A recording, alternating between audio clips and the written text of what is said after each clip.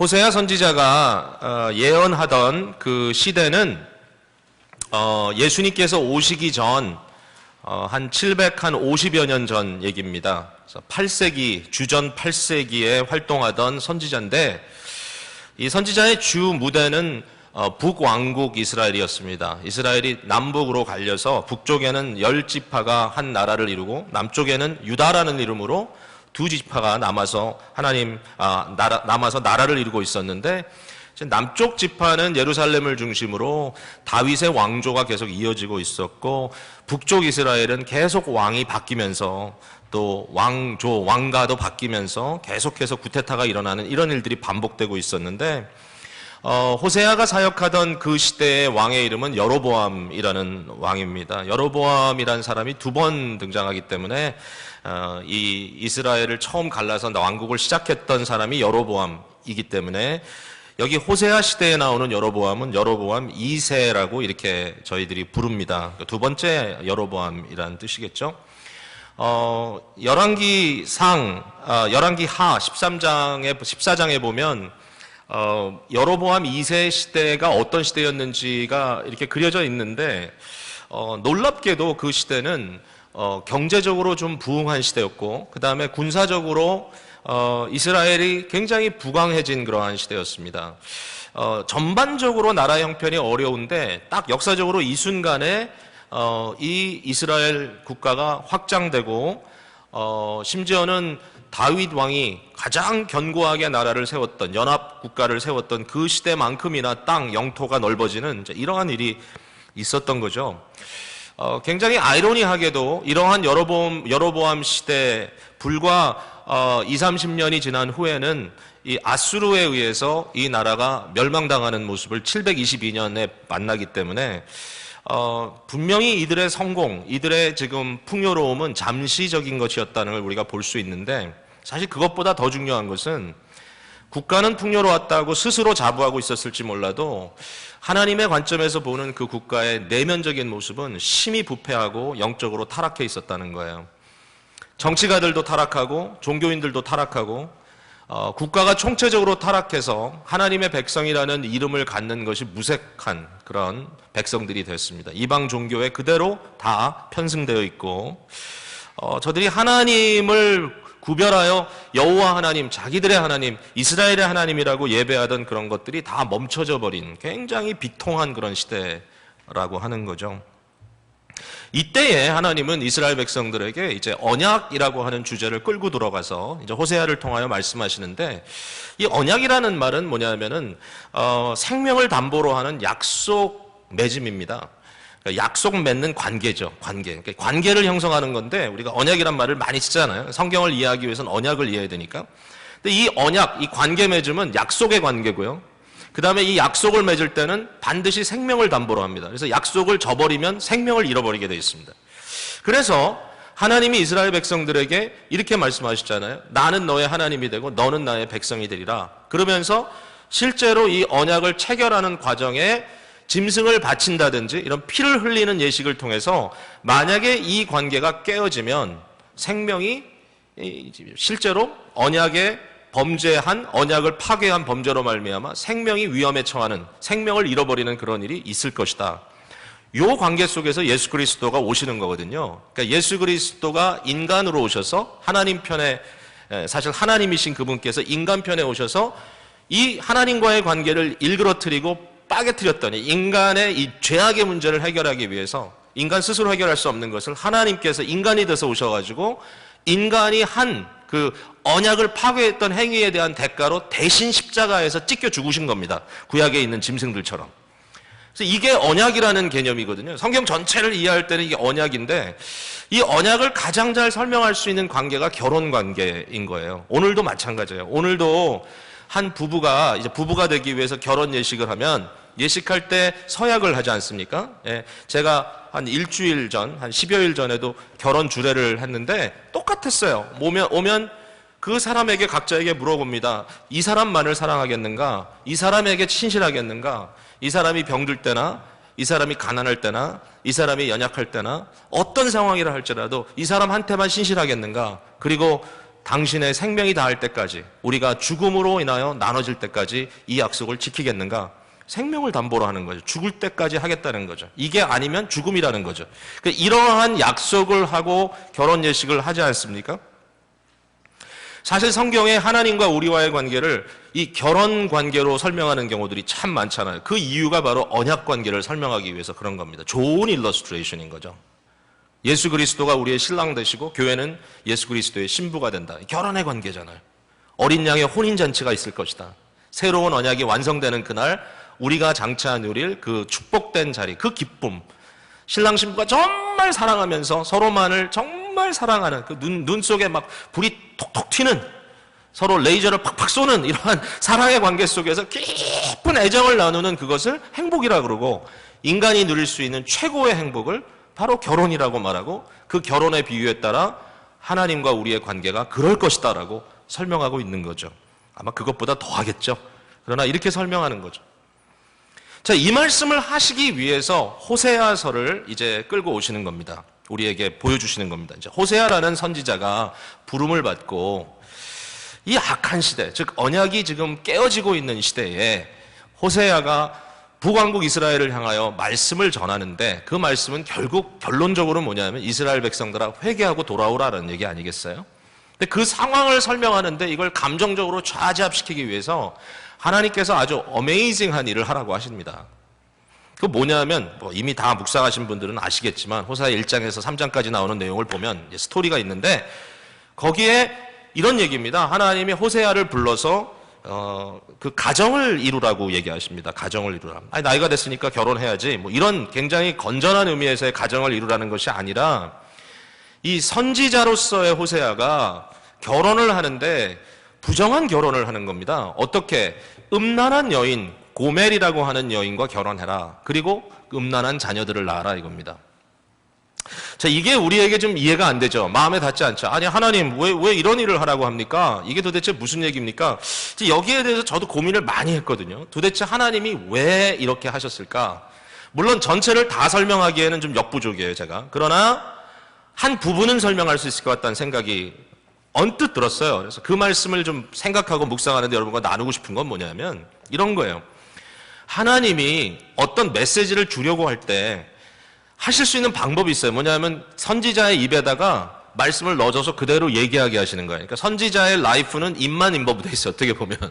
물론 이제 이건 좀 과격하게 하는 얘기인데 그런 표현이 나와요. 하나님이 내 입에 말씀을 넣어줘서 내가 한다. 내가 이것을 나도 어떻게 할 수 없지만 내가 하고 싶은 말도 아니지만 주셨기 때문에 한다. 이런 얘기가 나오잖아요. 선지자는 하나님의 마우스피스다. 하나님의 입이다. 이렇게 이제 얘기를 하는데, 그렇게 하실 때도 있지만 또 어떨 때가 있냐면요. 선지자의 마음을 사로잡아서 그 선지자가 하나님의 마음을 품도록 해서 말하게 하는 경우가 있어요. 그게 이제 이런 거예요. 자, 호세아야, 너도 이걸 좀 경험해봐라. 내 마음이 어떤지. 너도 아내가 바람 피는 거 좀 경험해봐라. 그 정도가 아니라 너를 버리고 딴짓하다가 애까지 낳고, 그뿐만 아니라 너를 버리고 이제 아예 딴 남자의 집에 가서 살고 있는 그 여자가 너의 아내라고 생각해봐라. 그럼 부글부글 끓겠죠. 이거 말할 수도 없죠. 제가 이거는 생각을 할수록 묵상할수록 묵상하기가 어려운, 묵상해서는 안 되는 내용 같이 느껴지더라고요. 이건 생각하면 할수록 감정은 솟아오르는데 어떻게 제어가 안 되니까 이건 좀 어떻게 할 수가 없다. 그러나 하나님은 호세아에게 그 필링을 느끼고 말하라는 거죠. 그냥 말하지 마라. 이스라엘 백성을 향하여 하나님이 그들에게 하는, 남편이 아내에게, 바람난 아내에게 호소하는 그 얘기를 그냥 말로만 하지 말고 네 마음으로 좀 해봐라 이거예요. 근데 이런 비슷한 사건이 구약 또 있었어요. 제가 보니까 언젠가 하면 아브라함에게 이삭을 바치라고 할 때. 그 무리예요, 무리. 아니, 이삭을 왜 바쳐요? 아들을. 그렇지만 하나님이 이삭을 바치라고 했어요. 아브라함이 바칠 기세로 갔어요. 그리고 이삭을 묶었어요. 그리고 칼을 들이대려고 그랬어요. 그때 하나님이 스탑! 이제는 내가 알았다. 사실 따져보면 하나님이 한 게 아니라 아브라함이 한 거죠. 뭘 한 거죠? 하나님의 마음을 들이한 거죠. 깨달아가겠죠, 아브라함이. 그게 뭐죠? 하나님이 자기의 아들을 내주시기까지 언약을 파괴하는, 믿음으로 살지 못하는 하나님의 백성들에 대한 그 의지를 보여주고 싶은데, 누구에겐가 그 마음을 같이 나누고 싶은데 아브라함에게 그 마음을 나누기 위해서 이삭까지 바치라. 그러니까 호세아가 그런 거예요. 호세아가 선지자로서 얼마나 엄청난 자기 이 희생입니까? 그러나 호세아의 행복이 있다면 그 행복은 뭐냐면 하나님의 마음을 알게 되는 거죠. 제가 말씀드렸죠. 어느 부분만 설명할 수 있다고. 다 설명하기는 어려워요. 그러나 이런 각도에서 볼 수도 있겠구나. 여러분, 호세아가 고멜이라는 여자와 결혼했습니다. 이 고멜이라고 하는 여인은 신실하지 못합니다. 새 아이를 낳았는데 첫 아이의 이름은 이스라엘인데 이스라엘은 메이비 호세아의 아이였을지 모르겠어요. 뉘앙스상. 그리고 로암이라고 하는 두 아이를 더 낳았는데 그 두 아이는 아무리 봐도 정황상 호세아의 아이들이 아니에요. 부정한 아이들이에요. 그리고 이 여인은 호세아를 떠나갔습니다. 우리가 읽지 않았지만 3장 아주 짧은 장이죠. 1절에서 5절까지 있는 장 속에 하나님이 호세아에게 다시 가셔서 하시는 말씀이 호세아야, 이 여인이 한 남자에게 엄청난 재물을 받고 결국 팔려갔다. 그 당시에 이제 앞에 보면은 이 여인이 풍요로운 삶을 찾아서 이 유혹하는 남자에게 이제 따라갔던 그런 사건으로 이렇게 나오는데 그게 결국은 다른 게 아니라 이 여인을 산 거예요. 산 거. 결국은 합법적으로 이 여인은 이 다른 남자에 속한 일종의 종이 돼버렸습니다. 종, 미스트레스입니다. 거기에 대해서 하나님이 호세아에게 네 아내, 네 곁을 떠나간 아내, 부정한 아이들을 낳았던 이 아내를 네가 가서 다시 모든 대가를 지불하고 데리고 와라. Bring her back to your home. 그리고 모든 대가를 다 치러라. 상상할 수 있습니까? 그런데 호세아가 하나님의 마음으로 가서 이 여인을 다시 모든 대가를 치르고 데리고 오는 겁니다. 이게 스토리인 거예요. 호세아의 결혼 이야기는 하나님의 사랑 이야기예요. 하나님이 이스라엘 백성을 향하여 가지고 계신 마음을 보여주고 싶은 거예요. 근데 이스라엘은 다른 사람들이 아니에요. 오늘 우리에게는 교회예요. 저와 여러분이에요. 우리가 지난주에도 이야기를 나눴지만 거짓 종교, 혼합 종교, 우리가 믿는다고 하면서도 자꾸 우리의 마음이 더 다른 우상들을 세우고 하나님을 진정 섬기고 사랑하지 못했을 뿐만 아니라 매일매일 느끼는 거지만 우리는 왜 그렇게 하나님 뒤통수를 치는 삶을 살고 있는지 계속해서 죄 가운데 허덕이고 있고 잠깐만 생각만 제대로 하고 있지 않으면 이상한 방향으로 흘러가는 우리의 모습들을 보니까 하나님 편에서는 너무너무 힘드시겠다. 하나님 편에서는 너무너무 안타까우시겠다. 근데 성경이 다 그거예요. 이제 앞으로 호세아서를 뒤편으로 읽어가면 하나님께서 너희의 마음을 개경하고 돌아와라. 히브리어로 슈브 계속 그 얘기를 반복했어요. 돌아오라. return. 돌아서라. 우리를 향하여 주시는 그 말씀입니다. 근데 하나님의 사랑이거든요, 이게. 자, 하나님의 사랑을 그럼 우리가 어떻게 이해할 수 있느냐? 몇 가지로 한번 본문 속에서 한번 브레이크다운 해볼게요. 첫 번째, 하나님의 사랑의 모습이 어떤 모습으로 나오냐면은 광야로 이끄시는 모습으로 나와요. 광야로 이끄시는 모습. 근데 여기에 우리가 깊이 들어가 봐야 돼요. 이게 뭐냐면은 광야는요, 먹고 살기 힘든 곳이에요. 광야는 궁핍한 곳이에요. 광야는 내일이 걱정스러운 곳이에요. 광야는 삶의 보장이 없는 곳이에요. 지금 이스라엘의 상태는 어떻습니까? 경제적으로 잘 살고 있습니다. 여로보암 2세 시대입니다. 영토는 확장되고 모든 일이 그런 대로 잘 되고 있습니다. 여러분 어떠십니까? 잘 되고 있습니까? 근데 하나님께서 이렇게 말씀하시는 거예요. 내가 너희를 가만두지 않겠다. 내가 너희를 벌 주리라 그랬습니다. 2장 13절에는. 내가 너희를 벌 주리라. 근데 이것은 너희를 벌 줘서 완전히 없애버리겠다라는 말씀이 아니라 너희를 돌이키겠다라는 것입니다. 너희를 내가 훈계하겠다. 내가 너희를 나의 이러한 의지를 가지고 너희들을 징계하겠다. 부모가 자녀를 징계하는 것처럼 우리 하나님께서는 이스라엘 백성들을 버리지 아니하고 징계하겠다라고 얘기하면서 광야라는 얘기를 하고 있다는 거죠. 결국 그들이 궁핍해질 겁니다. 그 얘기를 하십니다. 너희 곡식, 너희 과일, 너희가 익은 새 포도주, 너희가 먹지 못하게 될 거야. 너희가 그동안에 마음껏 즐겼던 희락, 너희 절기, 뭐 이런 게 명절들 맞아서 풍성하게 먹고 하던 거 다 패할 거야. 너희에게 이젠 열매가 없어질 거야. 너희에게 이제는 그동안에 누렸던 풍년이 있지 않을 거야. 너희는 궁핍할 거야. 너를 광야로 데리고 가겠어. 내가 광야로 너희를 이끌고 갈 거야. 근데 중요한 포인트는 그거예요. 이스라엘 백성들을 광야로 이끌어가서 하나님이 뭘 하시겠다는 거냐는 거죠. 거기서 죽이려고요? 여러분 아시죠? 이스라엘 백성들이 애굽에서 나와서 40년 동안 광야 생활할 때 그때 모세를 대적했던 사람들이 항상 하던 말이 뭐냐면은 하나님이 우리를 이곳으로 끌고 나와 우리를 죽이려고 했다라고 얘기하는 거예요. 계속해서. 하나님은 우리를 멸망시키기 위하여 광야로 데리고 왔다. 근데 아니잖아요. 모세는 끊임없이 얘기하잖아요. 아니다. 그건 불신이다. 하나님이 너희를 광야로 이끌어낸 것은 너희가 아무리 애굽에서 고기를 먹고 너희 말대로 마늘을 먹고 부추를 먹고 거기서 네가 원하는 대로 먹고 살던 것이 의롭지 않기 때문에 의로운 삶으로 이끌기 위하여 하나님께서 너희를 불렀고 광야의 삶은 결국은 소망의 길로 가는 문이다라고 계속해서 얘기하고 있는 거란 말이죠. 똑같은 이슈가 우리에게 벌어지는 겁니다. 이스라엘 백성들을 광야로 이끌어갑니다. 하나님이 뭐 하시려고 그러시냐? 2장 14절에 보니까 이렇게 써 있어요. 그러므로 보라, 내가 그를 타일러 거친 들로 데리고 가서 말로 위로하고. 여기 타일러라고 하는 단어가, 이 타일러라는 말이 좀 풀어 쓴 말이긴 한데요. 이게 우리가 지금 쓰고 있는 개역 개정판 성경 이전에 개정판 성경을 우리가 썼는데 그때는 이 단어를 뭐라고 썼냐면은 개유한다 이런 말로 썼어요. 내가 그를 개유하여 이렇게 썼어요. 이 개유한다는 말의 의미는 뭐냐면 좀 어려운 단어죠.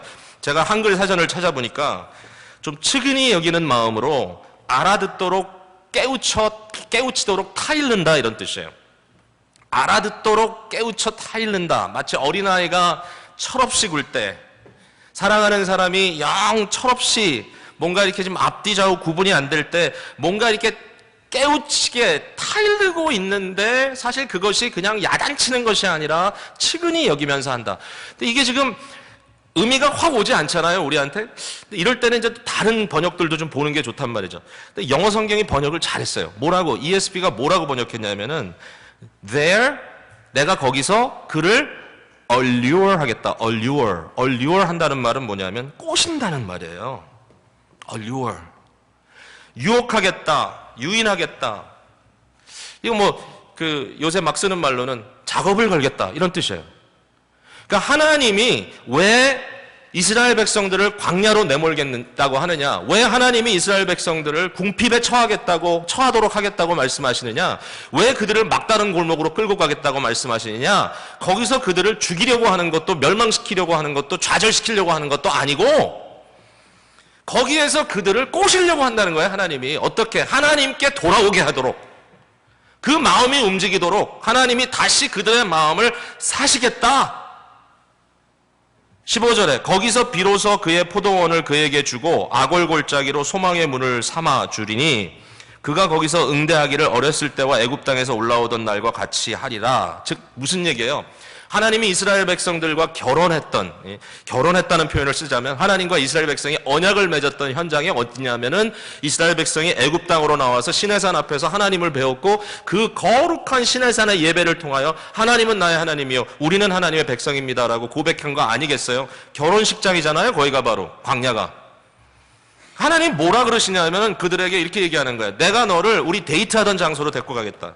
우리가 처음 너와 함께 결혼했던 결혼식장으로 끌고 가겠다. 내가 너희와 신혼여행 갔던 신혼여행 리조트로 끌고 가겠다. 그리고 거기서 너희의 기억이 되살아나게 하겠고 내가 너를 다시 나의 아내로 꼬시겠다 얘기해요. 이게 말하는 포인트예요. 지금 하나님이. 그러면서 하시는 말씀이 그래서 너희에게는 아골골짜기 뭐죠? 아간이라고 하는 사람이 여리고에서 물건 훔쳤다가 하나님께 결국 들통나잖아요. 그래가지고 결국 아골골짜기에서 생무덤을 만들고 죽잖아요. 거기서. 이 아골이라는 말은 환란이란 뜻입니다. 환란. 내가 너희를 환란으로 이끌겠다. 내가 너희를 궁핍하게 하겠다. 내가 너희를 어려움에 처하게 하겠다. 네가 가지고 어떻게 감당할 수 없는 그러한 공경스러움이 너에게 있을 수 있을 것이다. 그러나 그 자리에서 내가 너에게 약속하는 것은 너희의 아골의 골짜기가 너희의 환란의 골짜기가 소망의 문이 되게 하겠다. 왜? 거기서 주님을 다시 만날 거기 때문에. 하나님이 여러분을 만나주겠다. 그 장소에서. 야, 이게 하나님의 사랑이 이런 사랑인 거예요. 식어버린 옛 여인의 마음을 다시 흔들어 깨우는, 처음 사랑의 고백에 그 자리로 다시 돌아가게 하는 이런 하나님. 제가 우리 자녀들을 키웠던 방법을 이렇게 생각해 보니까 저는 좀 상당히 방치적이었다라는 생각이 들기는 했어요. 모르겠어요. 제가 좀 강압적인 그러한 분위기가 그랬겠죠. 그냥 좀 엄숙하고 강압적이고 좀 완벽하고 이런 분위기에서 성장을 했던 그런 기억이 있고, 근데 그런 거 있죠, 여러분. 엄숙하고 아주 엄한 분위기에서 자라면 우리가 아주 똑바로 자라든가요? 뒤에서 할 건 다 하잖아요. 아무도 저와 동의를 안 해주셔서 제가 지금 굉장히 좀 약간 막멍한데, 여러분, 엄하게 컸다 그래가지고 자녀들이 순수한 거 아니에요. 예, 엄하게 큰 자녀들이 더 이중적이고 더 위선적일 수 있어요. 저를 잘 보세요. 너무 들여다보지 마시고. 제 마음에 어차피 나쁜 짓은 하니까 그럴 바에는 아예 그냥 좀 개방적으로 아예 그냥 좀 표현하도록 그렇게 하는 게 낫지 않겠나. 이제 이렇게 좀 이런 일종의 방치적 패ren팅을 했다고 한다면, 그냥 저만 그런 거예요, 사실은. 뭐냐면 만약에 우리 자녀들에게 어떤 영적으로 스토어업했던 그런 일들이 좀 있었다면은 정말 그들을 위해서 눈물로 키웠던 엄마의 역할이 좀 있었던 것 같아요. 제가 그거는 인정해야 될 것 같아요. 근데 저는 그렇게 좋은 아버지가 아니에요, 솔직히. 근데 하나님이 우리를 다루는 방법에 있어서 하나님은 어떤 하나님이냐? 그러니까 하나님 굉장히 성숙하신, 이 표현 자체가 우습죠. 하나님 성숙하다니 무슨 얘기야? 하나님 완벽하신 하나님이시잖아요. 그러니까 하나님의 패런팅은 뭔가 거기에 완벽함이 있는데 한 면을 보자면, 로마서 1장에 나와 있는 하나님의 어떤 그 하는 방법을 볼 때 뭐가 제일 두려운 건가 하면은, 하나님이요, 멸망당할 자들에게는, 어떤 구원의 소망을 주시지 않는 자들에게는, 그 누가 멸망당하냐, 누가 구원의 소망, 이런 질문은 지금 하지 마시고요. 그 얘기를 하자는 게 아니니까. 그러나 하나님께서 정말 어떤 구원의 역사를 일으키는 그러한 이 구속적인, 구원적인 역사가 일어나지 않는 그 상황에서는 어떻게 하냐면요, 그들이 죄 짓는 대로 내버려 뒀다. 이 말이 반복적으로 나와요. 그들이 정욕대로 행하는, 자신들의 욕망에 따라 순리를 영리로 사용하는 것. 구체적으로 얘기하면 별의별 범죄가 다 드러나는데, 그때마다 사도 바울은 뭐라고 얘기하냐면, 하나님이 그들이 하고자 하는 대로 내버려 두사.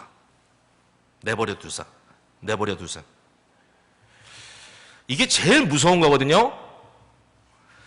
여러분이 개판 치면서 살아도 하나님이 아무것도 안 하더라 그러면 약간 위험신호거든요. 그러니까 오늘 이 순간에 우리의 마음속에 뭔가 지금 여로보암 2세의 시대를 살고 있는 것 같은데, 내가 요새 좀 이상한데 근데 왜 모든 게 잘 되지? 그러면 그 순간에 하나님도 그냥 국률이 참아주시나 보다라고 생각하기보다, 주여! 내가 이렇게 살아서는 안 되겠습니다라고 깊은 회개의 삶으로 들어가는 게 지혜로운 거지, 그 자리에 앉아가지고 그냥 할 수 없지 이러면 큰일 나는 거죠. 이 말씀이 호세아의 이 엄청난 자기 경험에서 나오는 울분이 저와 여러분에게 와 닿았을 때 우리에게 그냥 그저 그렇게 아무런 임팩트 없이 지나가는 것이 아니라, 내가 이렇게 살아서는 안 되겠구나 깊이 고민하게 되는 그런 시간이 되기를 주님의 이름으로 축복합니다. 여러분, 좀 삶에 어려운 일들이 닥쳤을 때 저와 여러분 마찬가지인데, 절망이나 불평보다는 우리의 입에서 전화위복 시키시는 하나님의 역사의 기회라고 하는 말을 좀 많이 했으면 좋겠어요. 믿음으로 선포하셨으면 좋겠어요. 하나님이 내게 악골의 골짜기를 소망의 문으로 만들어 주시는구나. 주님 항상 그렇게 일하시니까 십자가를 통하여 부활에 이르도록 하신단 말이에요.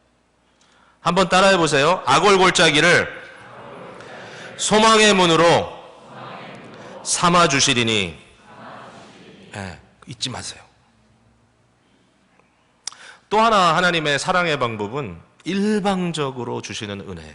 일방적으로. 오늘 본문의 내용을 쭉 보면 이스라엘이 하나님께 받은 사랑은 저들의 배교와 저들의 행음한 것을 비춰보았을 때 전혀 합당할 수가 없는 거예요. 하나님이 이렇게 말씀하시는 거예요. 내가 와서 너희의 마음도 바꿔주겠다. 너의 입에 고백도 바꿔주겠다.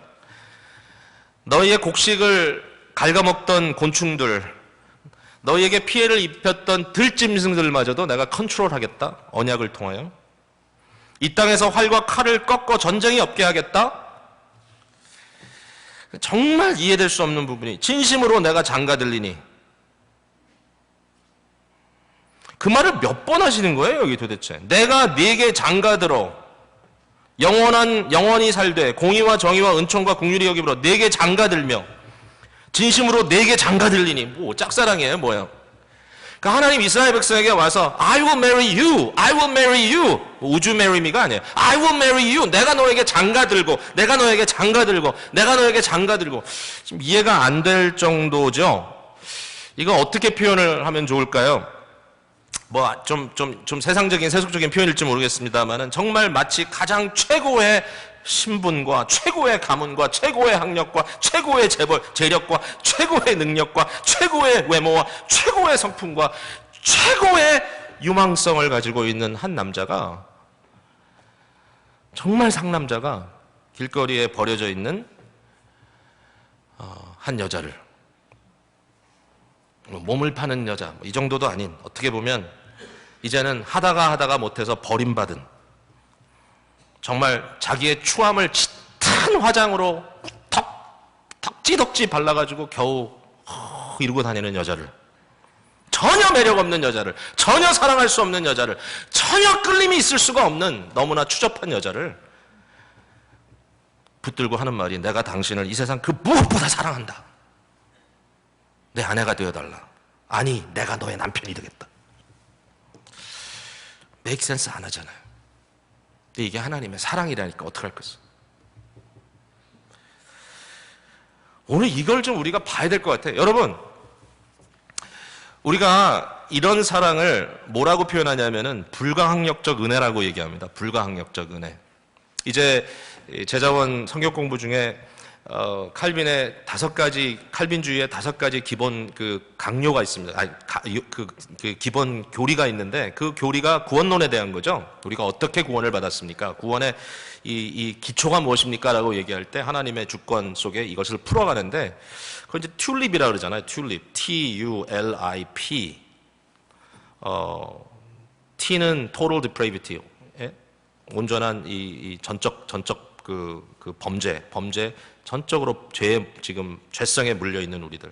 U는 unconditional election. 아무런 조건 없이 우리를 선택하심. L은 limited atonement. 하나님께서 예수 그리스도 십자가에 달려서 돌아가게 하신 것은 반드시 효력이 있다. 그 다음에 I는 이제 좀 이따 얘기하고, P는 perseverance of saint 그래가지고 성도의 견인이라 하잖아요. 성도가 받은, 하나님께 붙들림 받은 사람은 절대로 놓치지 않으신다, 하나님이. 근데 여기 I라는 게 이제 irresistible grace. 불가항력적, 저항할 수 없는 은혜. 제가 이 불가항력적 은혜, irresistible grace라는 말을 처음 들었을 때는 약간 느낌이 어땠냐면은 너무 강압적인 것 같았어요. 마치 고문하듯이 나를 딱 묶어놓고, 의자에 이렇게 딱 묶어 앉혀놓고 고개를 뒤로 딱 젖힌 다음에 주전자에서 물을 입에다가 그냥 탁 부으면 할 수 없이 막 먹다가 토하고, 이런 굉장히 좀 강압적인 그런 이 이미지를 갖고 있었는데, 제가 이걸 조금 논리적으로 생각해 보니까 이게 너무 당연한 얘기더라고요. 하나님의 은혜는 불가항력적이다. 다시 말해서 이걸 좀 뒤집어서 얘기하면, 하나님의 은혜는 하나님의 절대 주권에 의한 것이다. Sovereign grace. 하나님의 절대 주권적 은혜. 즉, 하나님이 은혜 주시는 자에게 주시는 거다. 왜 그럴까요? 은혜는요, 일방적인 거예요. 은혜는 선물이에요. 선물은 대가성 뇌물이 아니에요. 선물은 주고받는 물물 교환이 아니에요. 선물은 주고 싶은 사람의 마음을 그대로 표현한 거예요. 제가 선물을 드릴게요. 앞에 있는 요 코너에 계신 분, 이름은 안 부르지만, 제가 선물을 드릴게요. 그럼 어떻게 하시겠어요?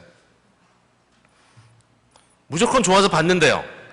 이런 사람이 참 좋은 사람이에요. 선물을 주면 아멘 하고 받으면 얼마나 좋아요.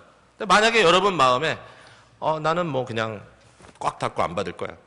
물론 이제 그 부분에 대해서도 할 얘기가 있어요. 나중에 이제 교리 공부를 잘 해보세요. 그러나 적어도 주는 사람의 마음으로 그 사람에게 은혜를 줬다는 사실 자체는 본인이 부인할 수 없는 거예요.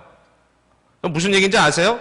오늘같이 밝고 환한 날에 나가면 태양이 쪼여요. 태양이 내려 비친다고요. 태양이 비치는 거 여러분 아무리 애를 써도 막을 수가 없어요.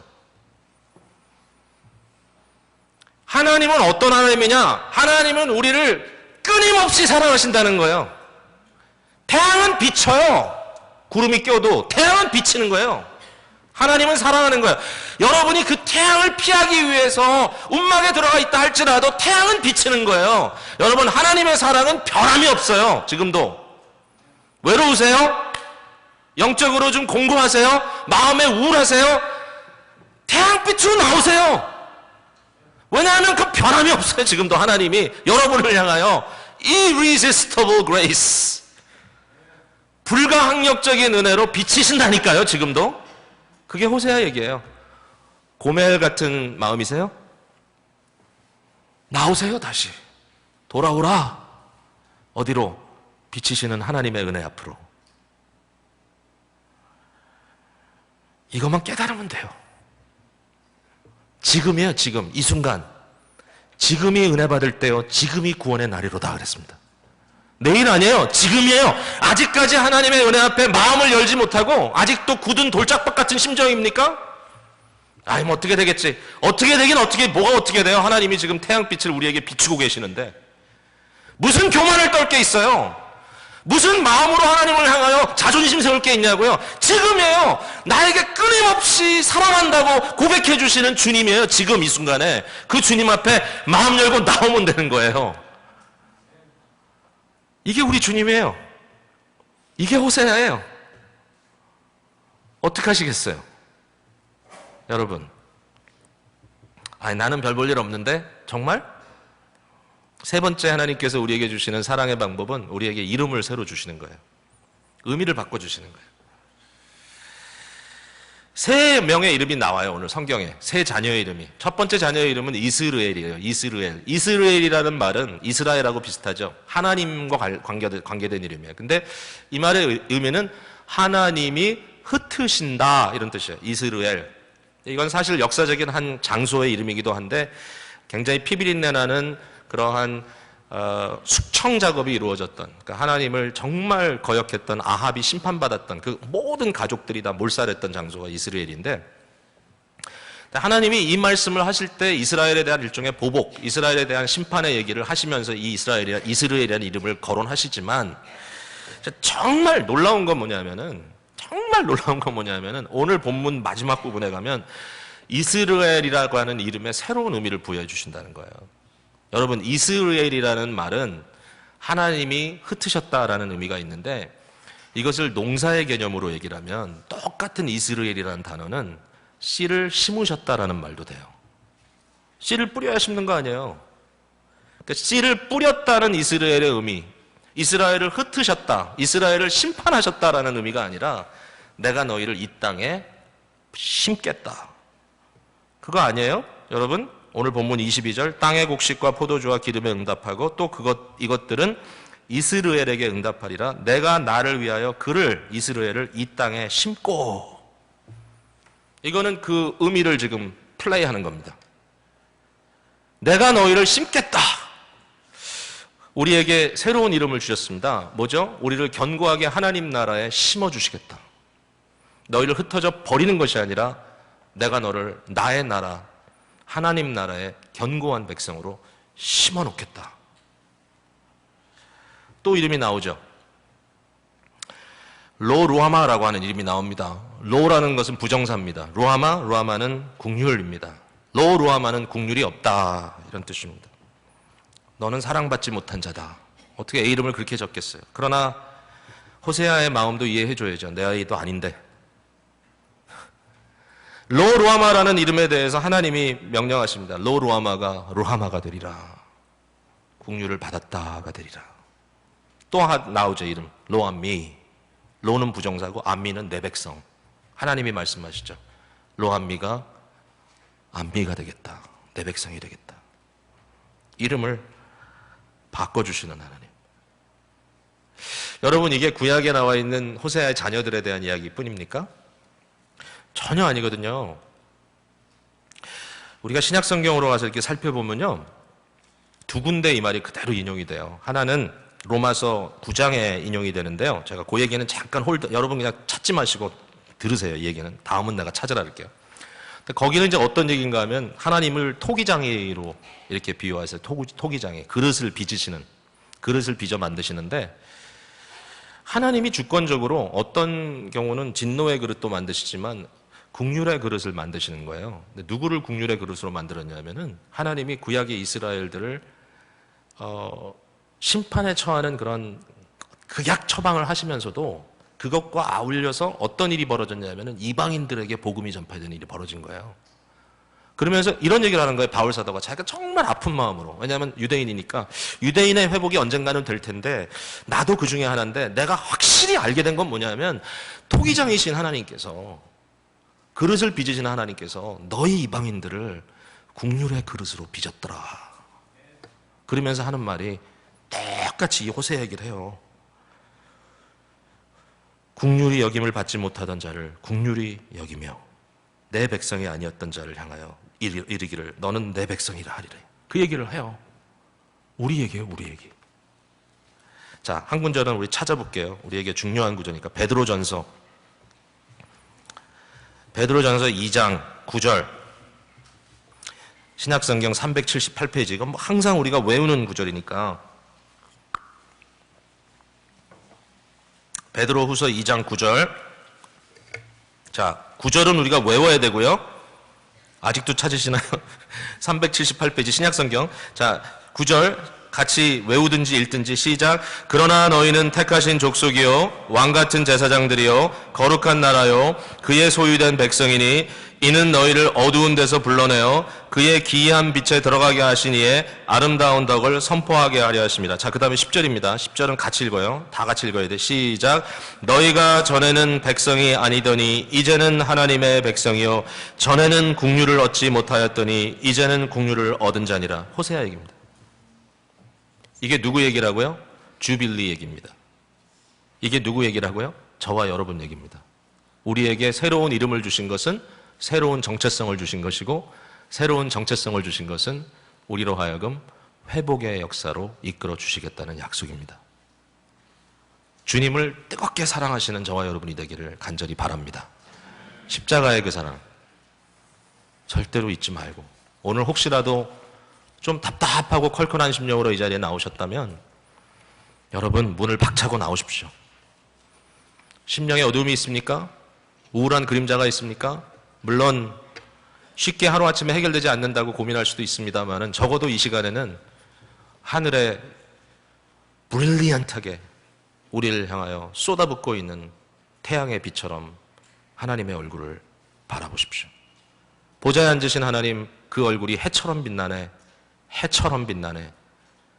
그 보좌에 앉으신 주님께서 오늘도 예배를 통하여 저와 여러분 이 자리에 불러주신 거 아닙니까?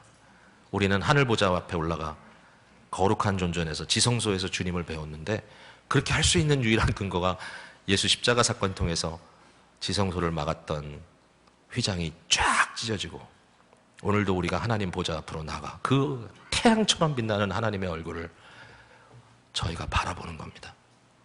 변함이 없습니다. 하나님의 안식은 영원합니다. 그 안식에 들어오시기를 힘쓰십시오. 우리에게 주시는 약속입니다. 기도할게요. 여러분 이 시간에 한번 마음을 열고 주님 앞에 주여 내가 주님의 은혜를 사모합니다. 그러나 주님의 은혜가 멀리 있는 것이 아니라 바로 이 자리에 이 순간에 계신데 내가 게을러서 내가 불신하여 내가 연약하여 하나님의 은혜를 막고 있었습니까? 그러나 주님의 은혜를 막을 길이 없습니다. 주님의 은혜는 쏟아 부어지고 있습니다. 주님 그 은혜의 생수 앞에 저희가 서서 하나님의 얼굴을 배웁니다. 우리의 마음의 그림자들이 물러가게 하시고 오늘도 주님 앞에 회개하고 돌아오는 믿음의 시간이 되기를 원합니다. 같이 한번 기도할게요.